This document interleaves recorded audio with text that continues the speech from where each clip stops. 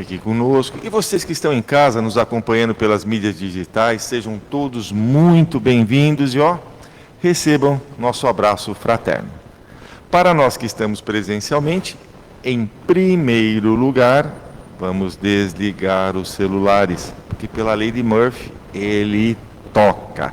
E vai tocar. Ligação direta de Bezerra de Menezes. Depois vai falar que eu não disse.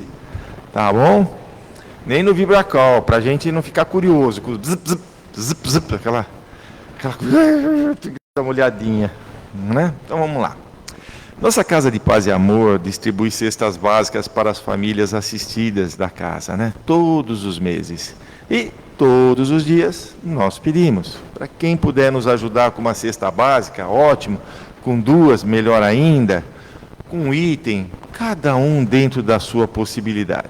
Se ficar difícil trazer o alimento, se quiser e se puder ajudar financeiramente, é só entrar em contato ali na livraria. Você que está em casa, entre em contato com a nossa livraria, ajuda no que puder e eles vão direcionar para a assistência social comprar aquilo que está faltando. Não quero, não posso, não tem problema. Faça uma prece para que a gente possa, as outras pessoas possam colaborar e nós, mais um mês, consigamos atingir nossas metas. Tá bom? A nossa casa também, nós atendemos essas famílias. E as famílias assistidas têm filhos. E os filhos precisam de produtos de higiene. Então, nós continuamos com a nossa campanha de produtos de higiene. Sabonetes, shampoos, creme dental. Então, passou lá no supermercado, um shampoozinho, um creme dental, né? E também a parte de absorventes íntimos para as meninas, tá ok? Quem puder colaborar, só deixar ali na livraria, que depois o pessoal recolhe, junta tudo no final do mês, faz os kits e entrega para as famílias assistidas. Antes de falar de uma coisa gostosa, eu vou falar de uma coisa que eu fiquei assustado. Na hora que eu entrei ali no salão, olha o que já está lá. Sacolinha de Natal. É mole, como diria meu netinho, isso é maluco. Gente, Natal, sacolinha de Natal, já está lá. Quem puder levar, já aos pouquinhos já vai montando, né? Porque está passando tão rápido, já estamos em outubro. Daqui a pouco, hello, já chegou. Então, olha, quem puder pegar a sacolinha, já vai aos pouquinhos montando, traz para a gente, com antecedência, porque no final do ano, para quem não sabe, nós entregamos as cestas básicas para as assistidas para 3 meses, dezembro, janeiro e fevereiro. Então, são triplas, então precisa de muito alimento. Então, quem puder colaborar, pega a sacolinha lá na entrada, vai aos pouquinhos, traz, entendeu? Porque assim não pesa, e aí nós já vamos começando a ajudar o pessoal da assistência social. Mas que eu fiquei assustado, eu fiquei.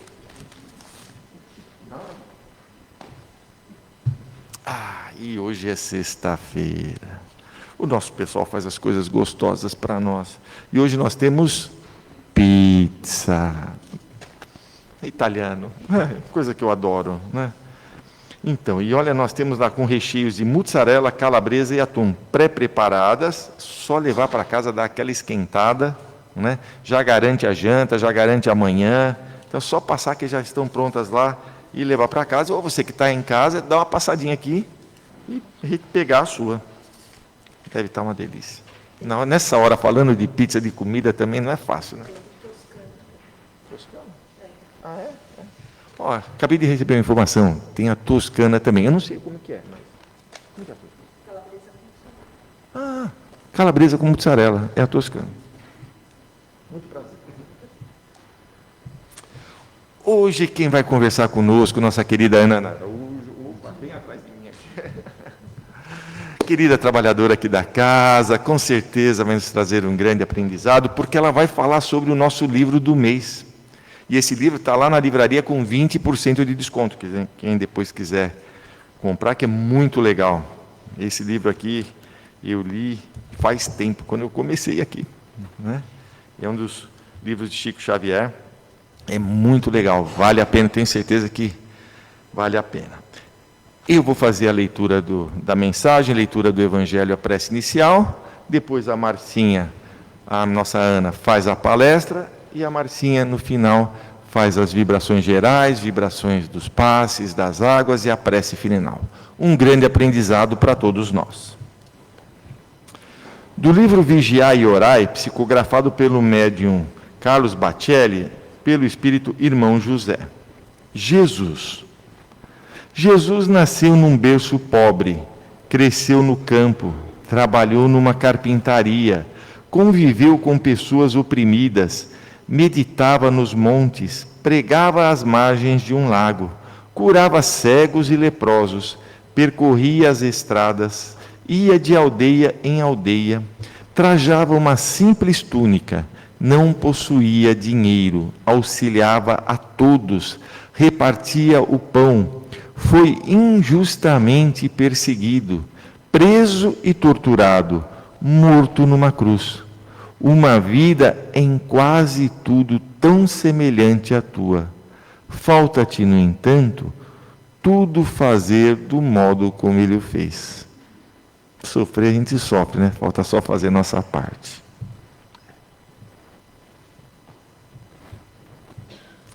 No Evangelho segundo o Espiritismo, capítulo 1, não vim destruir a lei. E esta lei é de todos os tempos e de todos os países, e tem, por isso mesmo, um caráter divino. Todas as demais são leis estabelecidas por Moisés, obrigado a manter pelo temor um povo naturalmente turbulento e indisciplinado, no qual tinha de combater alguns abusos arraigados e preconceitos adquiridos durante a servidão no Egito. Para dar autoridade às suas leis, ele teve de lhes atribuir uma origem divina, como fizeram todos os legisladores dos povos primitivos. A autoridade do homem devia apoiar-se sobre a autoridade de Deus.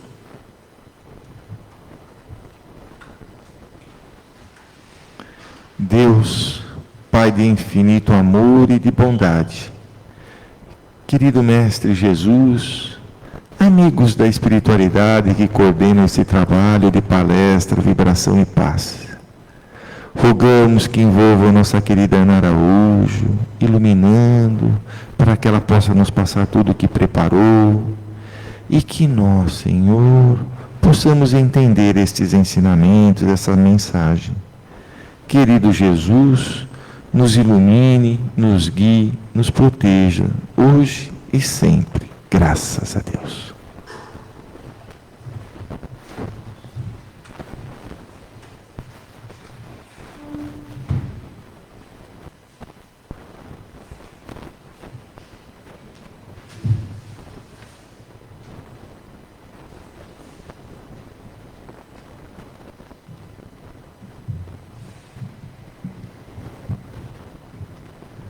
Boa noite a todos, e aqueles que aqui estão e demais outros que nos acompanham pelos outros aplicativos. E o meu agradecimento a Tânia, a Raquel, pela oportunidade de estar aqui, conversando um pouquinho com vocês e sempre revendo queridas companheiras, né? E, como disse o Jefferson, o livro do mês, que a cada mês a nossa diretoria de doutrina traz uma sugestão. E neste mês é o livro A Caminho da Luz, de Chico Xavier, pelo Espírito de Emmanuel. Um livro delicioso de se ler. Ele conta a história da civilização de diversos povos, essa parte da cristandade deles, de cada civilização.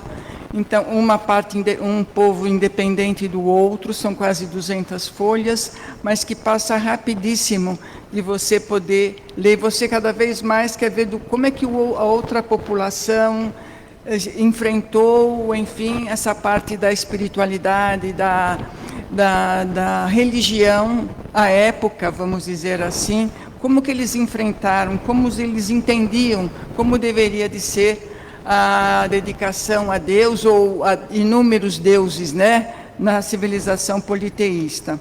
Então fica a sugestão para aqueles que quiserem, o livro está com 20% de desconto, vale a pena comprar. A gente não tem como falar do livro todo, o tempo não daria. Então, a gente escolheu um desses temas, que é sobre Moisés. Mas, antes disso, a gente vai falar que o Espírito Emmanuel nos narra toda a história da humanidade sob a luz do Espiritismo, desde a gênese planetária até o futuro da humanidade, e a importância do Evangelho do Cristo como ciência, religião e filosofia, tripé da nossa doutrina. O caminho da luz até chegar aos nossos dias, porque é o caminho que todas essas civilizações passaram, as dificuldades, as tribulações, até chegar à luz, a luz que a doutrina kardecista que Kardec nos trouxe. Então, a caminho da luz até chegar aos nossos dias, eles caminharam, essas inúmeras civilizações caminharam e nos trouxeram ensinamentos, experiências, lições, dificuldades que todos esses povos vivenciaram e que nos deixaram. Nós vamos encontrar em diversos subtítulos do livro sobre histórias sobre as raças adâmicas, vamos encontrar sobre a civilização egípcia, a Índia, a China milenar, a Grécia com a missão de Sócrates, Roma, vai falar também sobre as cruzadas, entre outras tantas civilizações, nos trazendo o caminho que foi percorrido por todas estas civilizações e os embates sofridos por elas. Foram períodos evolutivos que o mundo passou, nos deixando importantes valores sobre a lei do amor e do bem, que é a lei de todo o universo, onde a alma humana ressurge das catástrofes para uma vida melhor. E coube, com relação ao povo de Israel, dos espíritos degradados, exilados na terra, os hebreus eram a raça mais forte e a mais homogênea. Mas, ao mesmo tempo, com todas as dificuldades que eles passaram, eles continuaram a ser do mesmo jeito. Uma raça muito forte, muito homogênea, mas eles tinham também outras fragilidades que nós vamos ver mais adiante. Eles tinham uma grande certeza da existência de Deus, mas, em paralelo, eles eram muito orgulhosos em suas concepções de vida e dos seus valores. Eram também muito vaidosos em demonstrar esta condição.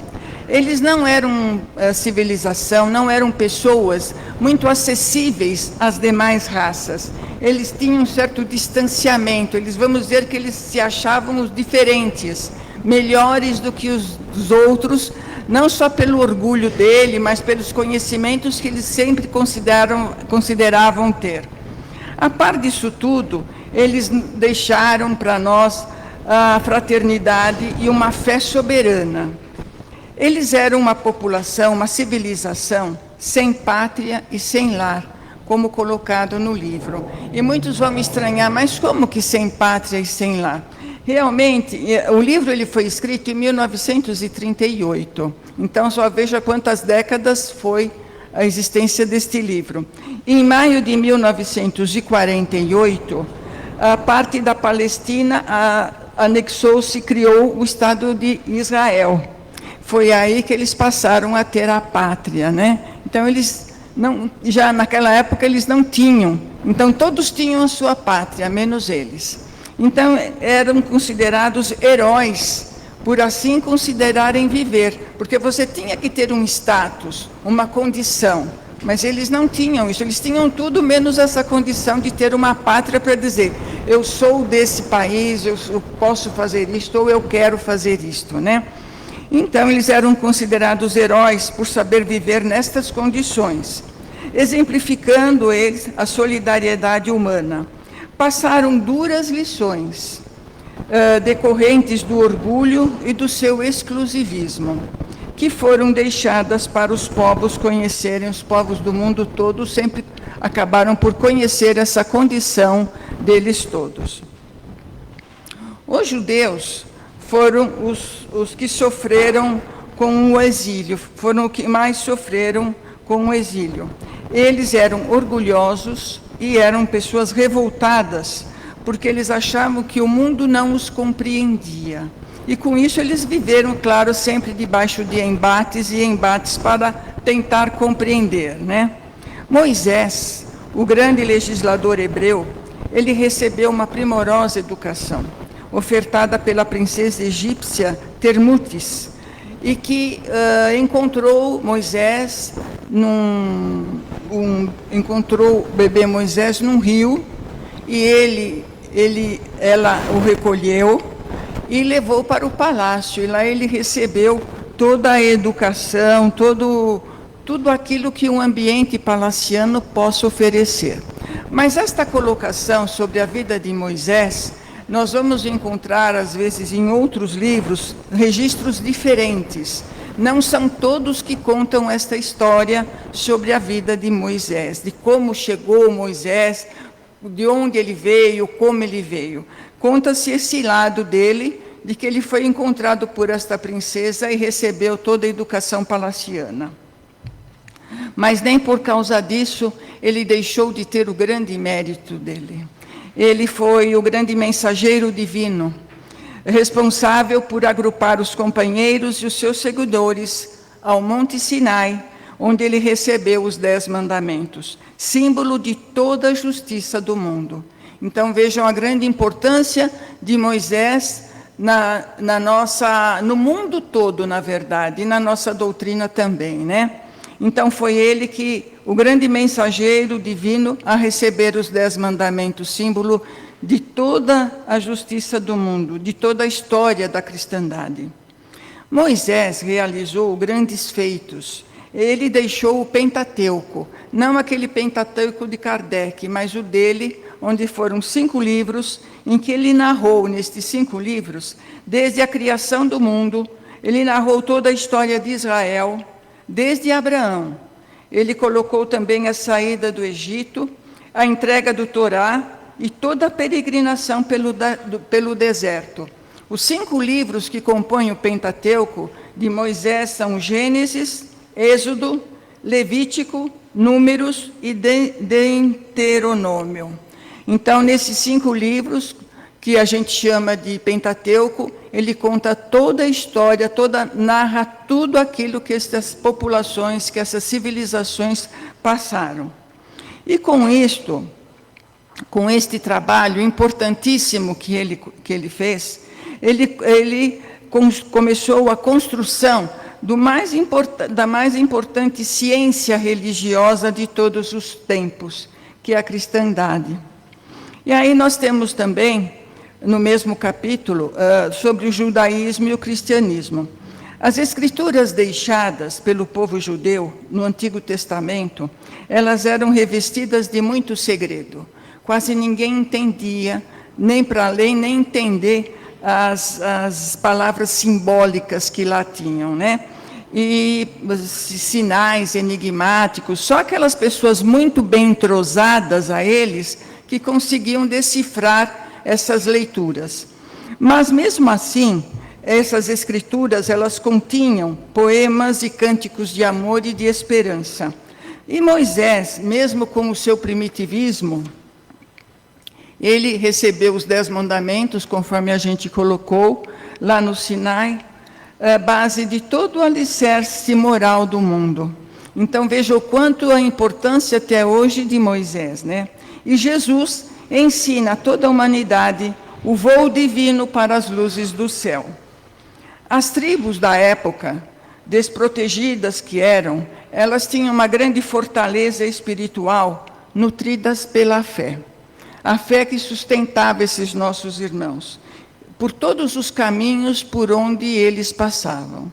Enquanto que os egípcios e os hindus criavam o politeísmo. O povo de Israel acreditava somente no único Deus Todo-Poderoso. E que por amor a este Deus Todo-Poderoso, eles sofriam todas as injúrias e toleravam todos os martírios pelos quais eles passaram, porque eles, claro, foram criticados. Não é tão fácil assim você colocar que existe um único Deus, ou aqueles que queriam muitos deuses, veja, porque eram criticados, eram massacrados, veja. Então as coisas não são, tudo que é novidade, tudo que está fora daquilo do todo dia, vamos dizer, ela realmente acaba sendo massacrada e criticada, né? E lá na época também era assim. Então, pelo amor a Deus, o único Deus todo-poderoso que eles cultivavam, eles aceitavam, veja, essa crítica, essas injúrias e esses martírios. E também os 40 anos no deserto consolidou mais ainda fortemente a fé no qual eles eram possuidores. Todas as raças do mundo devem aos judeus a revelação do Deus único, Pai de todos nós e providência de todos os seres. E por que foi escolhido Israel para que chegasse o Divino Mestre, né? Que muitos colocam, e como está também no livro. Poderia ser em outro lugar, outra cidade, outro país, mas Israel foi escolhido. No reino de Israel estavam as tribos e os enviados do Senhor. Estavam também as vozes proféticas, que era o que mais tinha, profetizando do que iria acontecer, do que poderia ocorrer, quem queria chegar, como chegaria. E assim, eles anunciavam a chegada do Cordeiro de Deus. Mas assim, de que maneira que eles queriam que o Cordeiro de Deus chegasse, né? E sempre ansiando pela chegada do Salvador do mundo. E o tempo ia passando, mas eles acreditavam que ele iria chegar. E as profecias, com isto, elas eram renovadas a todo tempo. Os doutores da lei, no Templo de Jerusalém, também aguardavam o divino missionário. Eles eram vaidosos e mostrando a sua superioridade, a superioridade do povo de Israel, em receber o Salvador do mundo. Então Israel, de toda maneira, queria receber o Salvador do mundo. Mas de que maneira eles queriam receber? Da maneira que eles estavam planejando, e que nós vamos ver mais um pouquinho. Então o povo de Israel era um povo mais crente e o mais necessitado, mas também era um povo vaidoso, exclusivista e pretensioso. Eles eram fervorosos, mas lhes faltava a humildade e o amor. E com a chegada de Jesus, não foi compreendida por eles. Eles não aceitaram a maneira pela qual Jesus chegou. Eles imaginavam que Jesus chegaria a grandes pompas, os carros enfeitados, enfim.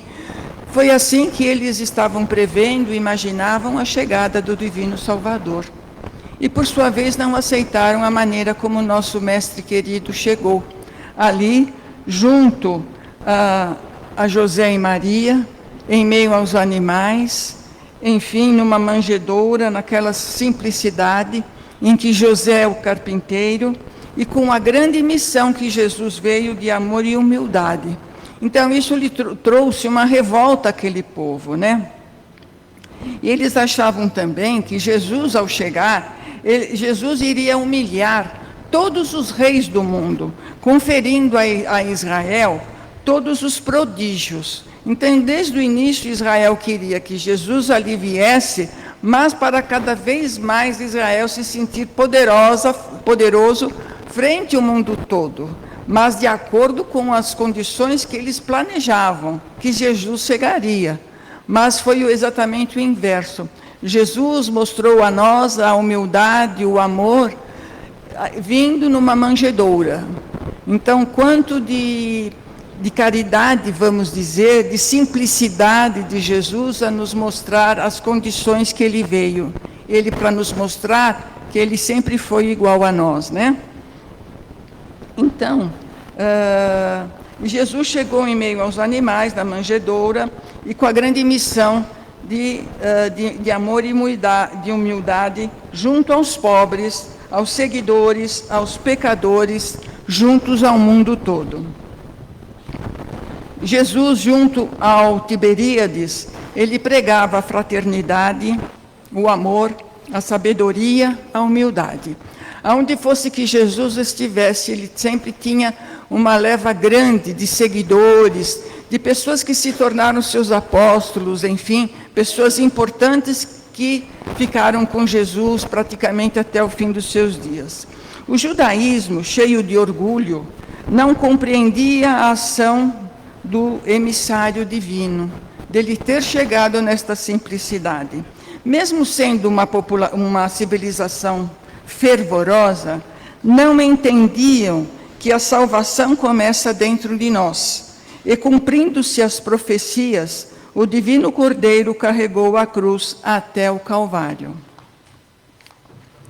Os doutores da lei ainda ficaram a esperar o outro Cristo, porque eles não aceitaram este Salvador que veio nestas condições. Eles queriam aquele Salvador que eles estavam esperando vir em pompas e muitas festas. Então, durante séculos, ficam esperando um novo Salvador, né? E não aquele que foi ao Calvário. Israel ainda cultiva o Deus Todo-Poderoso. É a raça mais livre, mais internacionalista, mais fraternal entre si, mas também a mais altiva e exclusivista do mundo.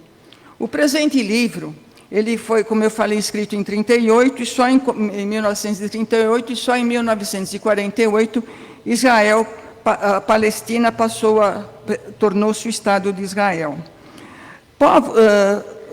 Diversas civilizações, como eu coloquei bem lá na frente, eles sofreram muitas perseguições e injustiças em sua jornada, tudo à espera do Messias. Jesus acompanhou toda essa marcha de muita dor através dos séculos, de lutas expiatórias e regeneradoras. E, por fim, não vai demorar para que compreendamos a missão do cristianismo, ligando todos os povos da terra, na busca de um mundo melhor, tendo sempre Jesus como nossa luz e a sua misericórdia repousando sobre os destinos do mundo. No Evangelho de Jesus, nós encontramos mensagens de amor, de justiça, de fraternidade, de misericórdia, pois Ele é o caminho da verdade e da vida, e que ninguém vai ao Pai, senão por Jesus. Então, o quanto da importância dessas civilizações que deixaram ao longo de séculos para nós, como está no livro, para que a gente tenha esse conhecimento, para chegar até a luz, esta luz que a doutrina que nós abraçamos, esta luz que Kardec nos trouxe, compilando os ensinamentos de Jesus. E hoje é o aniversário de Kardec. Verdade, é o aniversário de Kardec. Então, Kardec sofreu injúrias, sim. Sofreu perseguições, com certeza, porque ele deu uma nova visão de tudo aquilo que Jesus nos deixou, compilando a nossa doutrina, né? O Pentateuco da nossa doutrina, os 5 primeiros livros que ele fez. Então, o quanto é importante essa luz, este caminho para chegar à luz, que é a luz da nossa doutrina kardecista, que todos nós que aqui estamos abraçamos, e possamos cada vez mais colocá-las em prática, e sem esquecer de fazer o nosso evangelho no lar, é importantíssimo, não uma vez por semana, mas todos os dias. E o nosso lar vai estar bastante protegido, a nossa família. Se temos algum familiar doente, também bênçãos cairão sobre este familiar ou a pessoa conhecida. O quanto de proteção nos traz o Evangelho no lar na nossa vida. Então, fica aí o nosso recado do livro, muito importante, aqueles que puderem adquirir, com certeza vão gostar bastante de todo o conteúdo. E que a paz do Senhor esteja em nossos corações.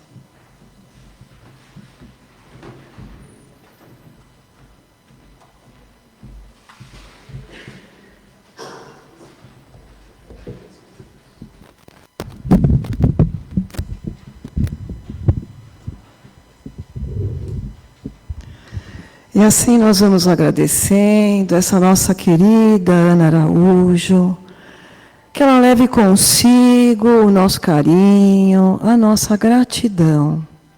E nós vamos sentindo, respirando dessa atmosfera tão amorosa, absorvendo todas as energias tão salutares com que a espiritualidade amiga nos envolve. E dessa palestra, todo o conhecimento que nos passou, criando esse ambiente de amor, tocando os nossos corações, emanados de vibrações, envolvendo a todos aqueles que necessitam. Mas nós aqui viemos para o passe. E nós sentimos assim nesse momento, o médium ele se preparou, ele será o intermediário entre energias espirituais e fluidos magnéticos que se mesclam.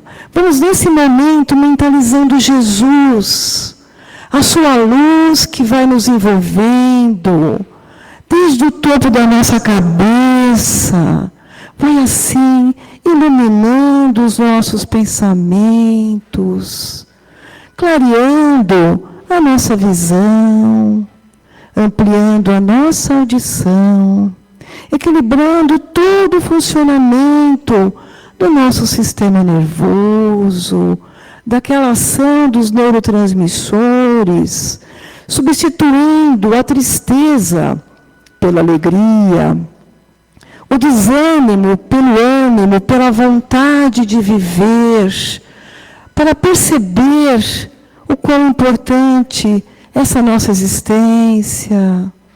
Todo dia renasce em nós o amor de Jesus e a oportunidade da vida.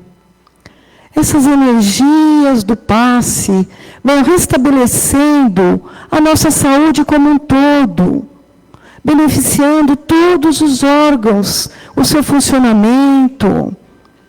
Na área do frontal, aquela área da nossa cabeça, que nossos pensamentos sejam elevados sempre a um bem maior, que afastamos aqueles pensamentos negativos, atraindo somente pensamentos construtivos. Na área da nossa fala, na garganta, no laríngeo, que ali possamos utilizar a nossa fala para palavras acolhedoras, amorosas, para uma fala que possa amparar os nossos irmãos, para uma fala concisa, que possamos ter ali a melhor palavra para colocar naquela questão.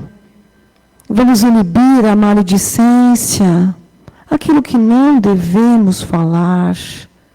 Vamos também perdoar, com o nosso coração disposto a entender o nosso próximo, a compreender, a tolerar, sempre. Na área do nosso gástrico, nos órgãos digestivos, que seja removida dali toda e qualquer influência negativa que venha nos atrapalhar. Que possa, assim, como uma asepsia, a remoção de todos esses fluidos, e que a gente consiga, assim, com o nosso alimento, ele seja ali processado, gerando muita energia para o funcionamento de todos os órgãos, para o equilíbrio do nosso corpo físico. E essas energias que estamos recebendo agora vai equilibrar o nosso perispírito, o nosso espírito, a nossa mente. Vamos nos sentindo reabastecidos, envolvidos em muita paz. Que essa sensação permaneça durante a nossa semana. Vamos também aliar a essa terapia do passe a fluidificação das águas, a magnetização da água, a água que ingerimos, que contém propriedades vitais, mas que vai absorver todas aquelas energias medicinais preparadas pelos cientistas da espiritualidade, que vão colocando ali gotinhas desse medicamento na nossa água. Ingerimos essa água aos poucos, aliada ao Evangelho do Lar, não desprezando a medicação prescrita pelos médicos. Vamos ter disciplina nisso. Isso é muito importante para todos nós. Mas essa água vai nos tratar físico, espírito, as nossas emoções que permaneçam equilibradas. E dessa forma, com muita gratidão, agradecemos a Deus, o Pai Maior, pela oportunidade de estarmos aqui nesta noite, esta vida que pulsa fortemente dentro de nós. Agradecer a Jesus por todas as bênçãos recebidas e lembrar quando disse amar ao próximo como a si mesmo e se dirigiu ao seu Pai. Pai nosso que estás no céu, santificado seja o teu nome, venha a nós o vosso reino e seja feita a tua vontade, assim na terra como no céu. O pão nosso de cada dia nos dai hoje. Perdoai as nossas ofensas, assim como perdoamos a quem nos tenha ofendido. Não nos deixes cair em tentações, mas livra-nos de todo e qualquer mal, que assim seja, graças a Deus. E antes de vocês retornarem aos seus lares, vamos aqui então presentear algum de vocês com um livro, né? Então, o nosso critério vai ser o aniversariante. Kardec não está aqui. Quem faz aniversário hoje?